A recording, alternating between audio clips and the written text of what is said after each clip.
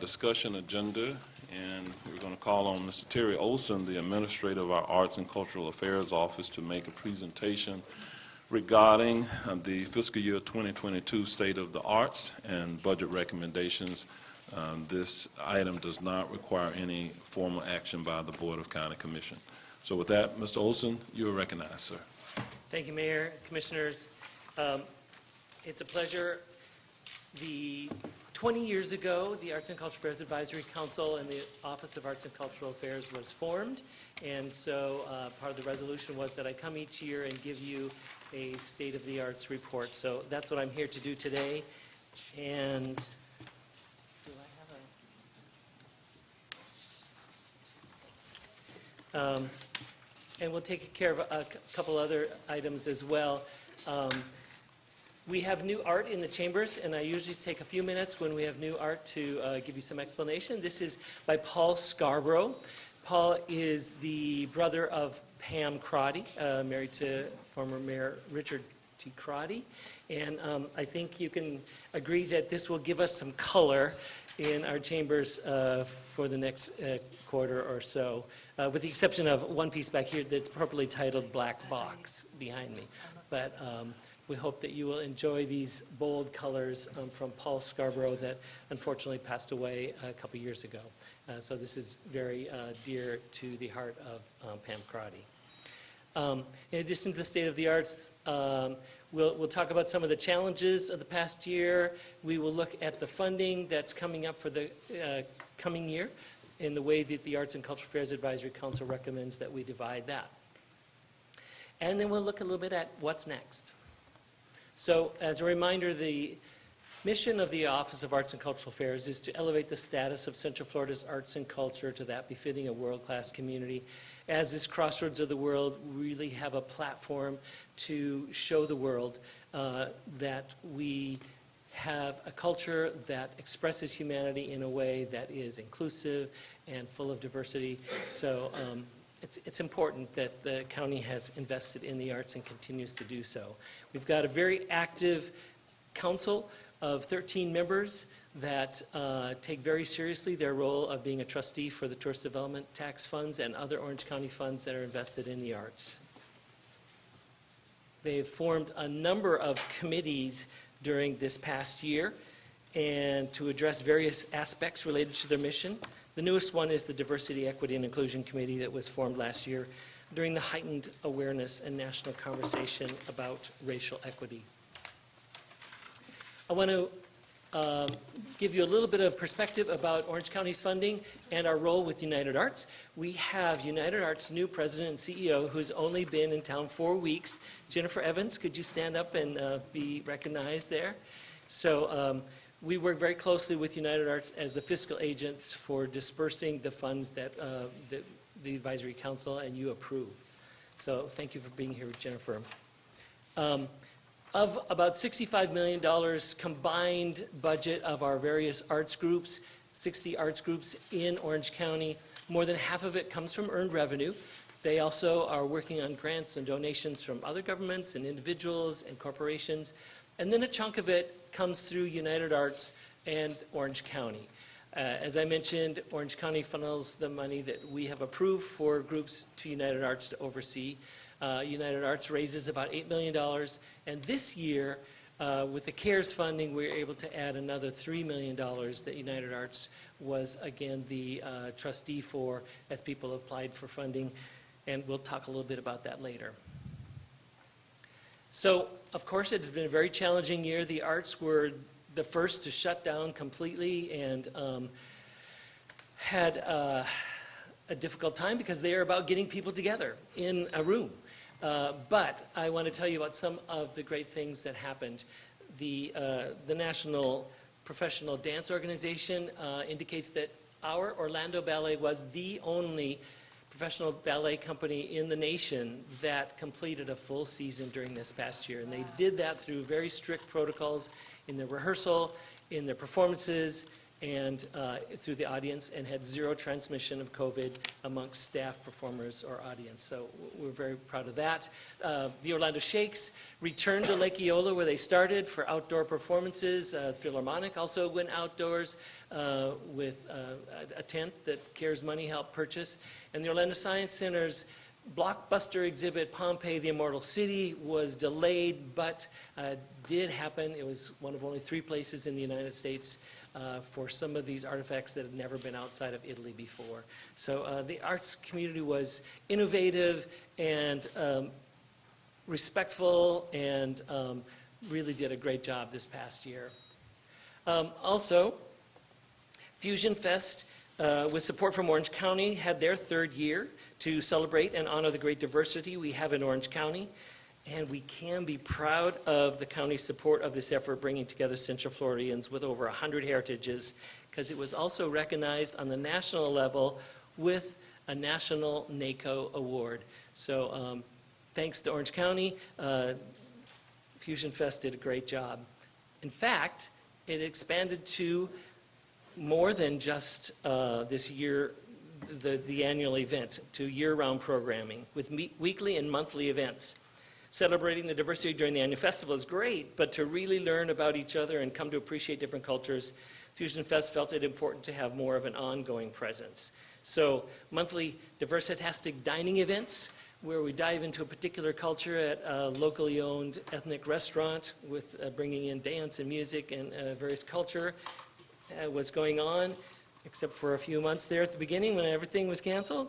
There's live weekly interviews in our Playfully Orange and Diverse Orange Facebook Live broadcasts, and monthly virtual watch parties that shows the breadth of the folks that we have here in Central Florida. Here is a little video about that, which has exciting kaleidoscope of colors, sights, sounds, aromas, experiences. There are animated processions with folks from different heritages and flags from all around the world. There's colorful dances, yummy food from all over.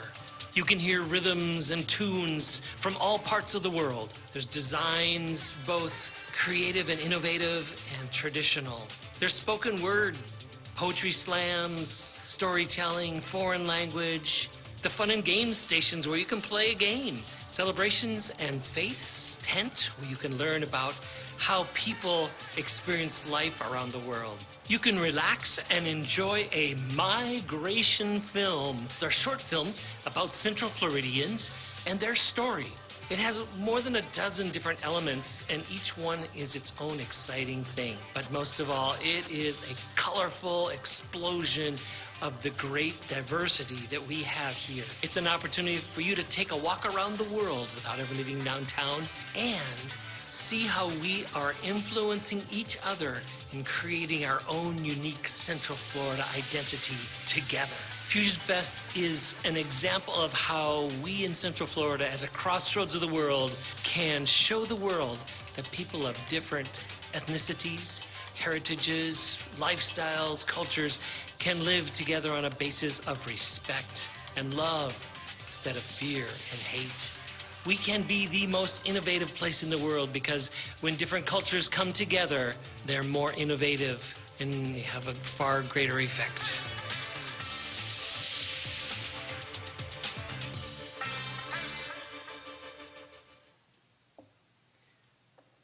Our arts community also has been very aggressively entering into the dialogue that took place and took actions related to diversity, equity, and inclusion by posting statements, creating committees, and connecting with DEI consultants.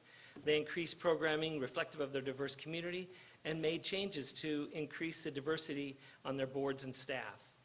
The result was an increase in the leadership, participation, and attendance of diverse audiences and overall greater awareness and intentionality related to diversity. So we're proud of things that our arts community is doing as well.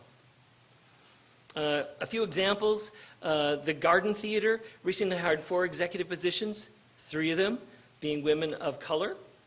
Mad Cow Theater hosted the first Premier Festival Latinoamericana de Artes Escénicas. And the Orlando Rep was one of the organizations that eliminated the financial barrier to joining their boards, as just a few examples.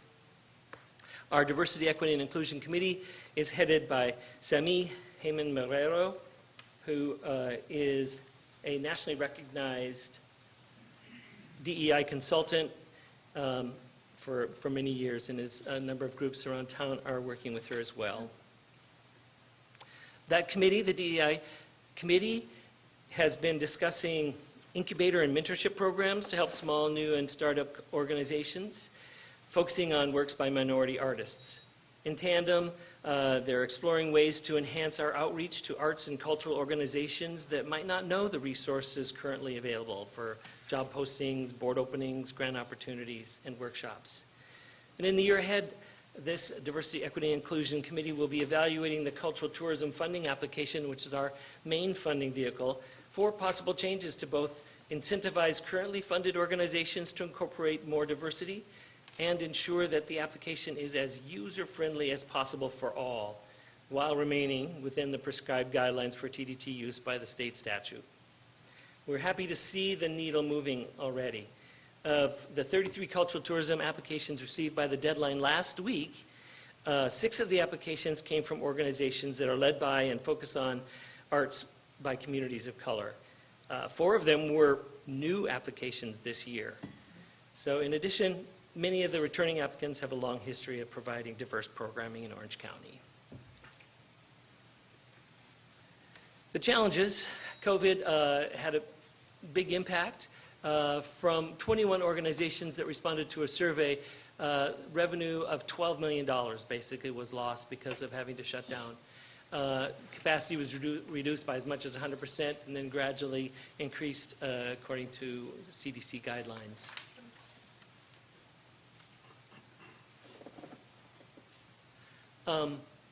United Arts and the arts groups in their collaborative campaign for raising funds thought this would be a difficult time, and Orange County stepped up with an incentive, a match of up to $500,000 for new money that they would raise. So in 2019, they raised a little over $2 million in that collaborative campaign, which has been pretty much kind of what they had been raising for the last number of years, with the incentive that increased to $3 million in 2020, and we again gave them another incentive for the coming year. Like gulp, we're putting that goal higher, and they came up with nearly $4 million. So that incentive grant of the $500,000 that Orange County provides has been very effective.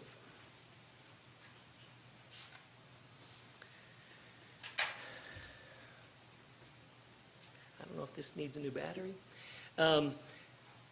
Of the money that is recommended by the Arts and Cultural Affairs Advisory Council for our distribution, the funds that Orange County has, they come from 2 sources. The general fund, which is $1 per citizen, basically, that flows through United Arts for organizational support of over 60 cultural providers, and the venue rent subsidy. This is a new program that allowed any nonprofit arts organization in Orange County to rent any venue that needed for their production or their exhibition to get up of half of that rent subsidized.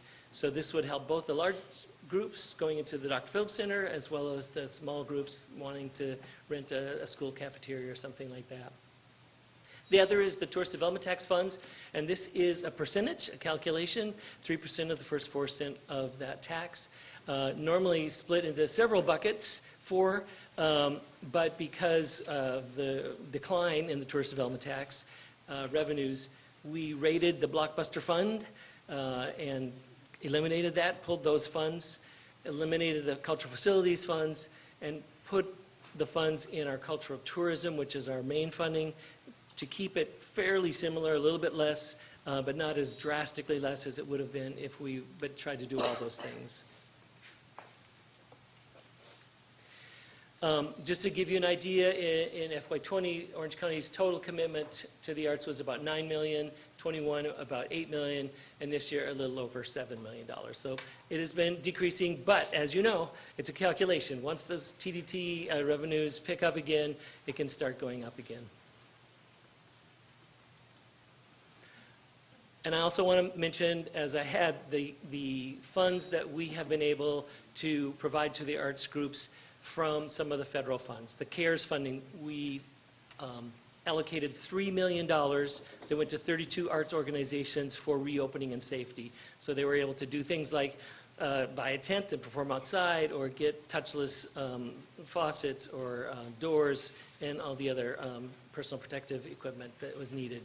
And coming up with the American Rescue Plan Act, for revenue recovery, a number of items, there's $1 million in that that's approved for arts and cultural nonprofits that will be proportionally distributed to any nonprofit arts and cultural group that can show how much revenue they lost during that time. It'll be a small part of what they lost, but it's something to help.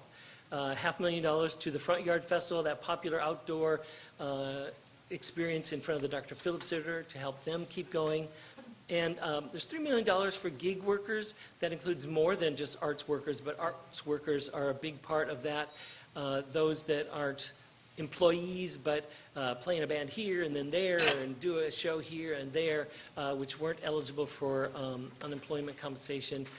This gig workers fund is meant to help with that. All the details on how to apply for all those are not finished. They're in the works at this point.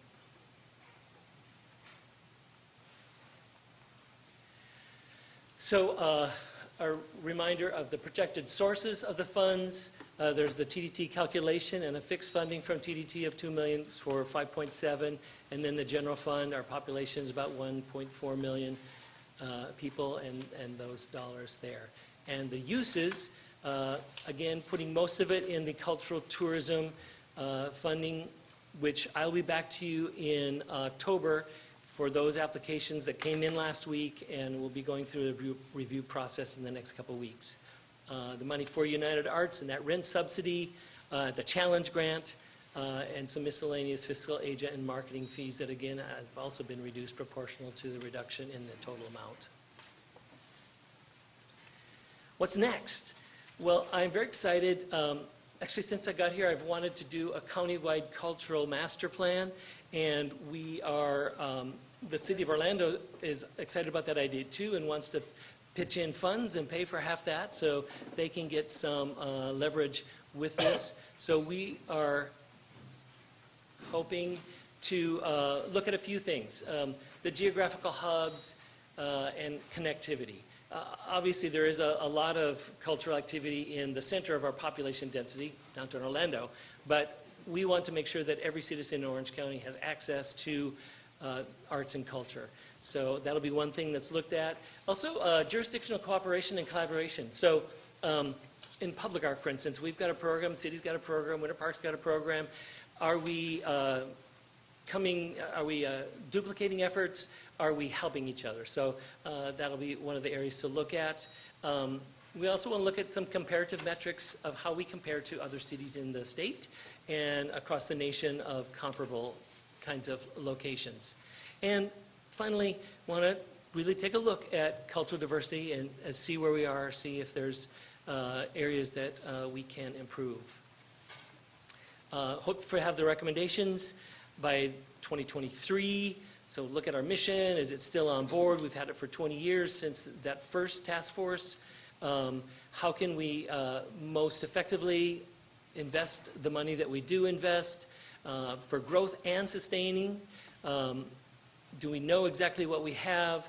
What are suitable sites for arts and arts venues as we grow? Especially as we're working some with the Orange 2050. I mean, it all fits in. Looking at ways to enhance diverse and inclusive participation, creating that local framework for funding, building sustainable private philanthropy, building strategic partnerships at local and regional levels, So hope to do a lot. We'll see with the money we have exactly how much we can delve into, but that's what we're working on for this coming year. So on behalf of the arts organizations that receive major funding through our cultural tourism program, as well as through United Arts, a big thank you to Orange County for its continued support of the arts in helping us be that world-class community that can show the world how a community and its culture can be diverse and inclusive. So thank you. All right, Terry, thank you for the presentation. We have a number of commissioners who have indicated a desire to make comments or ask questions. So we'll start with Commissioner Bonilla. Thank you. So I was able to present the Fusion Fest at the NACO Arts and Culture Summit that we had. I do sit on that committee there. And I want to say thank you for your assistance with that, providing the materials and the videos. I do have some questions about Fusion Fest. I hope that you can probably explain to us, give us more information on it. I know it's a nonprofit now. And there's other things that you're doing with it throughout the year as well? Yes, so Fusion Fest began with an effort actually under Mayor Jacobs to explore how we might support diversity, and brought some folks together for brainstorming, and began leading a kind of a grassroots effort to create a way to express and show culture. And festival and parade were at the top of the list for everyone. And eventually Orange County provided the seed money to get that going, and has continued to do so, which gives it an anchor. There's a lot of other money that has to be raised, and that seed money initially went through the Downtown Arts District, so it was a project of the Downtown Arts District. It is now incorporated as its own organization, so that seed money can go directly there. As head of the Office of Arts and Cultural Affairs, I have been very involved in helping lead that effort, but it has a board of 10 people from all kinds of diverse backgrounds, and it has a steering committee of about 40 people, again with heritages from all the world, that operate and run that organization. Okay. And that map that you had with the cultural areas, they had pins on the map. What qualifies to have a pin on that map? So that is the beginning of a map of cultural venues that we've been working with our mapping department to outline, and I think that might have been a picture from performance spaces. So any nonprofit performance space like theaters. We also have museums. We also have a layer that's for arts educational facilities. So there's several layers to that. I included that just to give an idea of, we want to look at the whole county and see how our arts are, where they're located, and how they're being accessible to our citizens. Is that on our GIS now? Yes, I believe it is. You're looking at the audience. It's a GIS person I'm here. looking at my assistant Haley, who's Okay. the one who will know those kind of details. It's on my website. If you go to ocfl.net/artsmap. Haiti, if you how about coming to the mic? That Oh, way. she probably is not going to like that. I'm not sure it's a layer, though. You're asking, is it actual layer, GIS? Yeah, layer? well, yeah, if it's I in don't- the GIS map, and there's options and layers in there in the GIS map. So I don't know that it's on the GIS think map it's the layer. specifically, but if you can go to ocfl.net/artsmap, and that's where you can find this specifically. It's still a work in progress. Yeah. Okay. All right. Yeah, because because I thought that was like everything. I was like, that can't be everything. It's No. more things. Okay. So my other question is, I know that the Arts and Culture Commission that we have is under the sunshine, and I see that there's a lot of passion among the members to just get involved in different things.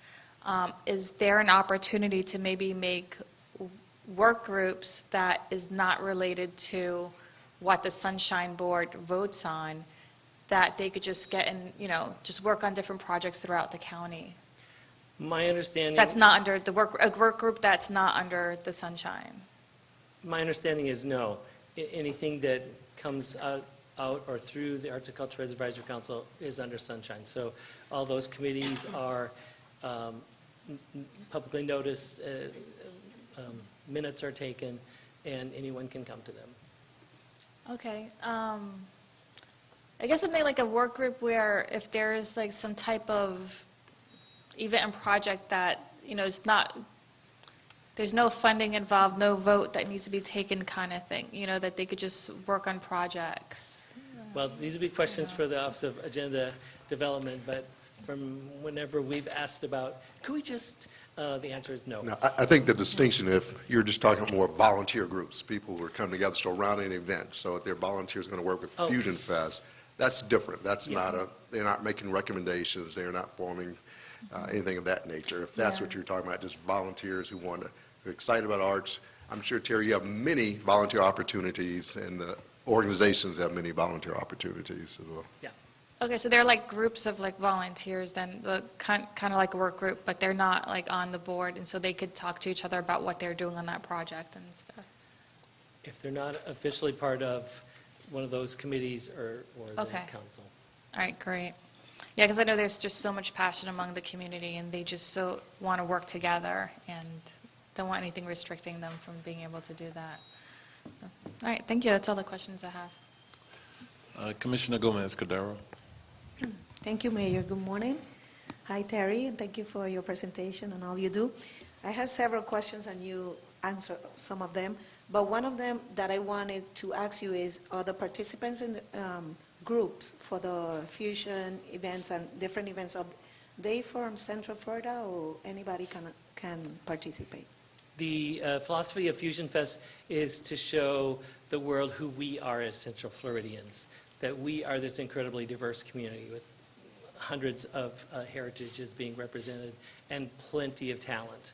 So it is about local groups. We say that if there's an Albanian community that doesn't have a dance company, and there's an Albanian dance company in Atlanta that they want to bring to represent their culture, that's fine, but we're not going out and just grabbing things from other places. It's about our community. It's about us. Awesome.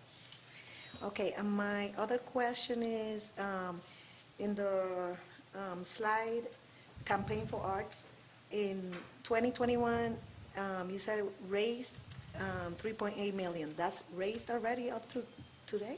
Yes, that was the United Arts Collaborative campaign where they work with the arts groups during the months of February, March, April to raise funds. And yes, that's how much was raised by the end of April. Wow, okay.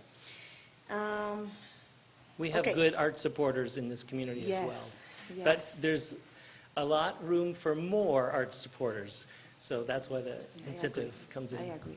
So just to have it in record, how can the groups, different groups, apply for the arts grant? So the cultural tourism funding application is once a year, and the deadline is the early part of July. And in May, we usually do workshops. We did 3 workshops on how to apply this year. So they can go to unitedarts.cc, go to the grants in Orange County, and look at this year's application. Next year's won't be up yet, probably until January or so, because the advisory council always then, after that, the approvals come in October, then they want to look at that and say, okay, what can be better? How can we do this better? And as I mentioned, the diversity committee will be looking at as well to see if there's any changes that need to be made. Awesome. Okay, the other question I had was if we had any partnership with City of Orlando, but then you said that we going to be in collaboration with them. And I wanted to also ask if we are building relationship with private sector, and you already respond to that as well. So thank you so much. You're welcome. All right, Commissioner Uribe. Thank you, Terry, for your presentation. I wanted to ask specifically about Fusion Fest. Is that a county event, or is that a collaboration of city and county funded together? It's definitely a collaboration amongst the county, the city, and numerous other funding groups. Okay, so, I mean, are we the majority of the funder of that event, or are we all equal funders? Because I'll go to my concern is, so we're only having this event in the city of Orlando, and we're a big county, and how do we get to the people? Because I've also attended and participated in Fusion Fest, and when you think of how diverse Orange County is, the participation does not reflect that when you look at the Puerto Rican Parade, when you look at other events we have that clearly draw in our community. For what this represents, you would expect that tenfold. So just, if you could kind of help me understand that? So Orange County is probably the largest single contributor to it, but it's not the majority of the funding for the festival itself. And you're right. During the preparation, I went to 62 different ethnic and cultural festivals during 1 year. And last night just found out about a new one, the Moroccan Festival I had never even heard of, and they said they had 10,000 people there. So the idea is bringing all those festivals together and all the people, and we're working on it.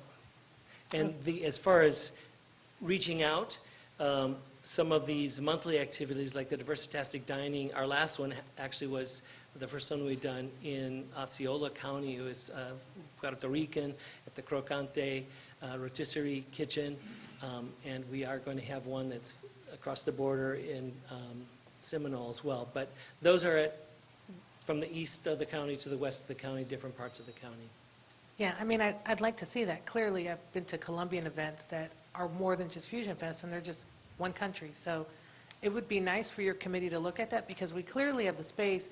And I think of some obstacles downtown as parking, accessibility, and it, you know, we could see that it could be really a worldwide acknowledged event if we could have this community that is diverse as it is participate. Okay, I know you mentioned minority participation. Minority is huge, basically. It means many cultures. When you talk about minority outreach and so forth, are we, and some of your minority involvement, is this more African American, Hispanic, Arabic? I mean, can you, in the future, because I'm not going to put you on the spot, minorities are almost all of us. So it'd be nice to see where we're missing and to try to connect those cultures, because what worries me, and I know Commissioner Cordero has mentioned something in the past, is a lot of very, artistic groups are not aware of how much Orange County does when it comes to the arts and cultural arts. And so I think for us, we want to bring them here, and so, but minority is so broad. I'm a minority, most of us on here are minority, so what does that really define? And it would be nice to kind of get a little bit more in depth on that. And then my last question is, I know you said that we funnel, I think funnel is a funny word, that we funnel our money to United Arts, but they distribute a lot of our funding. Are we able to really see how diverse that funding is on our behalf? Because I know this question's come up in the past with our administrator, and I've brought this up. We trust in a lot of people when it comes to funding to make sure that they're being equal and people have access. Can we also request how much funding is going out in our community? And with all due respect, these are amazing organizations on here, many that I participated and attended, but we have a lot of little ones, and I like the steps that we're taking now. It's glad that you've been hearing our voices for a while, because I believe this in the nonprofit sector, that we're getting to those small nonprofits that are actually having small art fest. There was one over the weekend, an art and wine festival that we were invited to, that it's not on your radar, but it's hard. It's hard. We're a big county, but it'd be nice to see where that funding really trickles down to, so that we can encourage those organizations also to come and find funding so that we can support their arts. And that's what the Diversity, Equity, and Inclusion Committee wants to look at as well. Our main source of funding is the tourist development tax, Right. which is heavily restricted by the state. So it is very hard for small organizations to qualify for the requirements the state has, with that hurdle of reaching out over 50 miles and attracting tourists to come here. So that is one of the hurdles, but again, that's what the DEI community wants to look at and see, how can we make the most use of it within the state guidelines? Oh, actually, and you bring up a point. So when you talk about, so there's TDT funding, and then there's general fund funding. So the general fund funding would be less restricted. Yes. So we could find a way to make this work. Yep. Because I know TDT is heads and beds. They want to make sure that that's bringing revenue. But on the other spectrum of our general fund, maybe we could focus Yep. more on that. So- And United Arts has also gone out and gotten donors specifically for diversity grants that they have. So there are grants specifically for diversity at United Arts, as well as it's part of the, I'm pretty sure, a part of the scoring for any group that gets funding from them. So, but we will, Jennifer's listening very closely. She's been in town 4 weeks, and she I have wants... a meeting coming up with her, so I know we'll talk more. Yeah. And I commend the county for doing the same. They've done that with smaller nonprofits, established a program that helps them make sure they're doing the right thing. So if we can do the same for the arts, that would be great, because we do have a lot of culture here. Thanks for your work, Terry.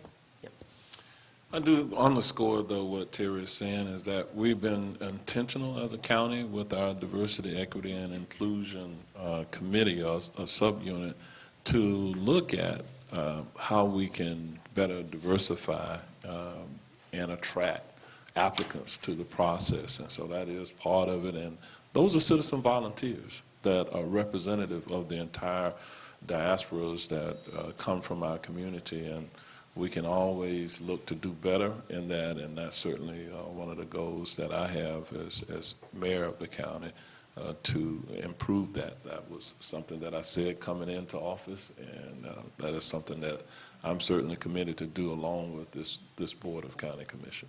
So thank you, Terry. Commissioner Siplin.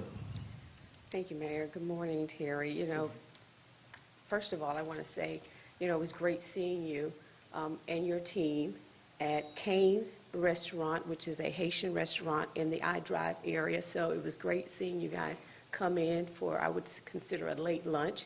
But it was good to see, you know, a group of folks patronizing, you know, a business that you normally wouldn't. So I just wanted to say thank you, and it was great seeing you. But, you know, back in 2014, when I first got elected, you know, diversity was always my issue with the Arts and Cultural Committee. And knowing that from where you've come from, and I want to give you accolades because I see the progress. I see the progress.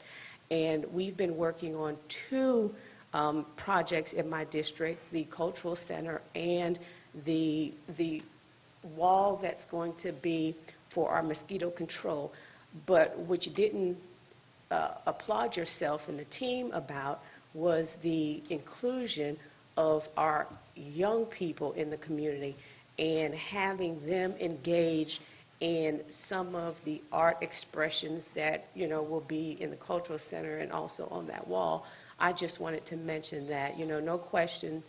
I see the progress, but I also want to say thank you for including some of our young residents in this whole conversation of art and when we go out and how we reach out to them. So I just want to say thank you.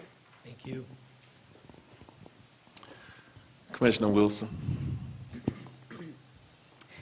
First of all, thank you so much for the presentation and for also brightening this room. The moment that I walked in and looked around, it raised my spirit, and I just want to make sure that we don't lose sight of what art really does to our heart, body, soul, mind, and I'm just very grateful for the work of all the artists out there. And I know that sometimes the organizational part of it is the biggest challenge, but the creativity seems to always be there in the toughest of times. So I'm very, very grateful for that.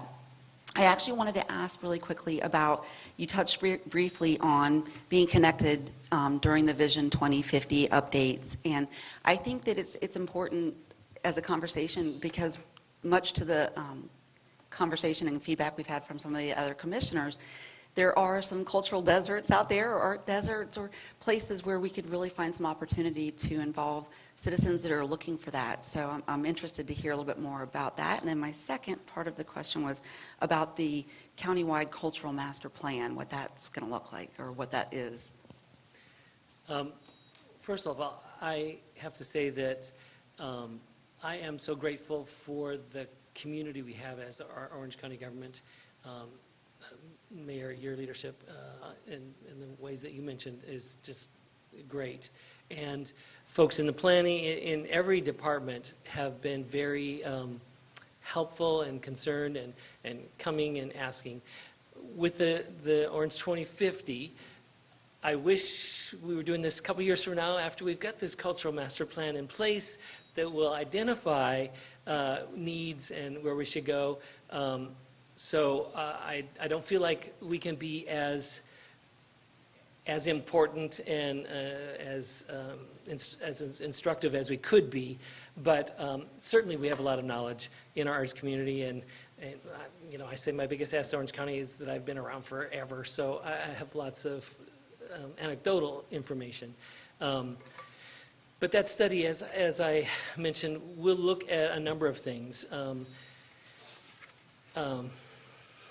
Too much to mention right now, I think. But basically, where are we going? Are we doing it most effectively? And is there ways to do it better? Great, thank you so much.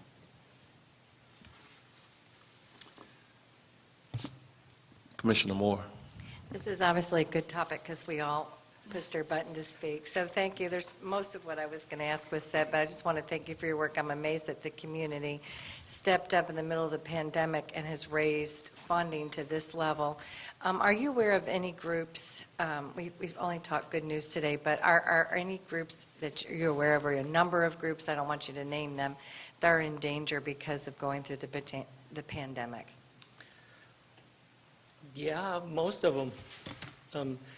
Danger is kind of the edge where the arts live normally, and even more so lately. But not any, I'm not aware of the most recent specifics of anyone that's like over the edge and there's only a teeny rope holding them up.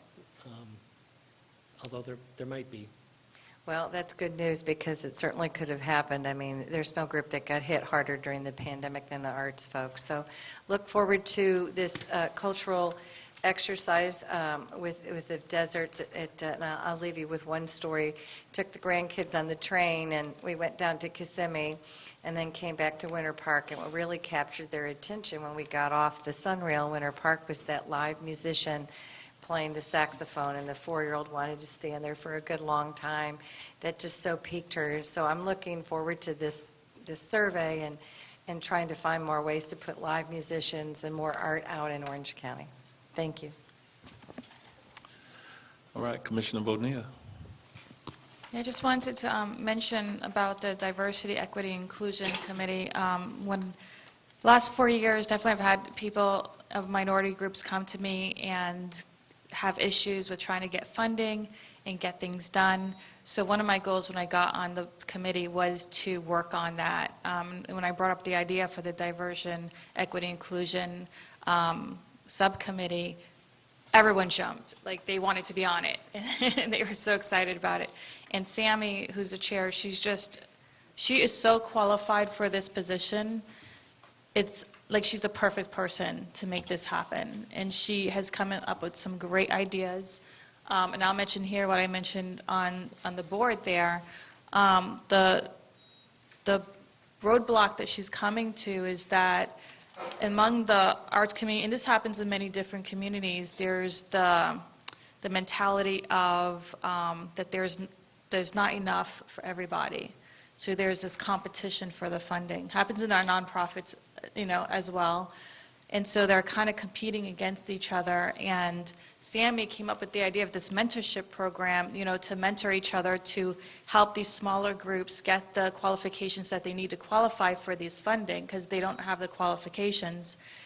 And it's harder to get then these bigger organizations, though, to want to mentor the little ones or the smaller ones because of the competition of the funding.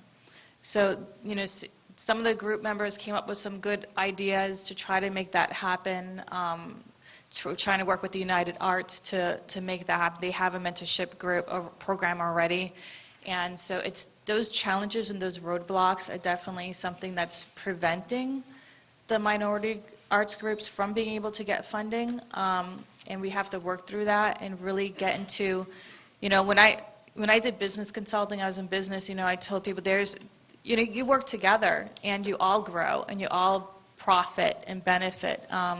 So I try to explain it in the nonprofit area, that if you all do the same thing, you can all benefit and, support the community that you're there to support.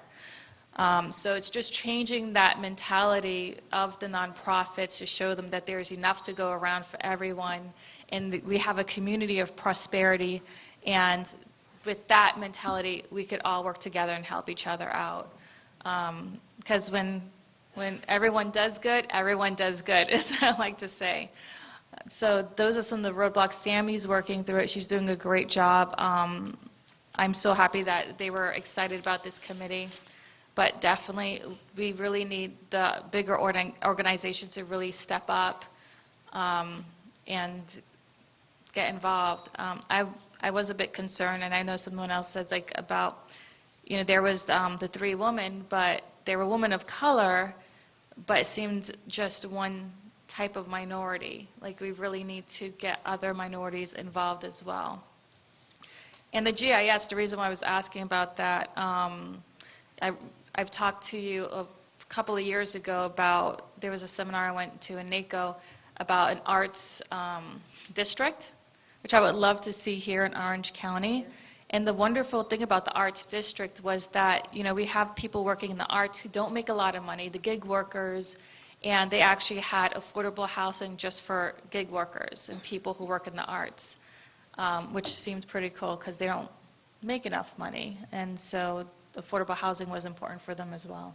So Arts District was able to, it was very colorful. They had murals everywhere. The building was all colorful and painted on. It was just a wonderful area. Thank you for everything that you're doing, and thank you for encouraging the board members for all the ideas that they're bringing forward. So Terry, let me just say to you, I think that the work that you do with really leading the entire arts community is just phenomenal. It's a work in progress, and we still endeavor to be the greatest community that we can be, and I believe that as a community we do have to embrace the diversity. That's where the strength lies within our community. And while we are talking at this point about the arts community, we really endeavor to do that across the spectrum, to ensure that as a county we have policies and procedures and processes in place to embrace diversity and inclusion in everything that we do. And so this is a growing process that we have, and we're not as good as we can be, but we strive for perfection.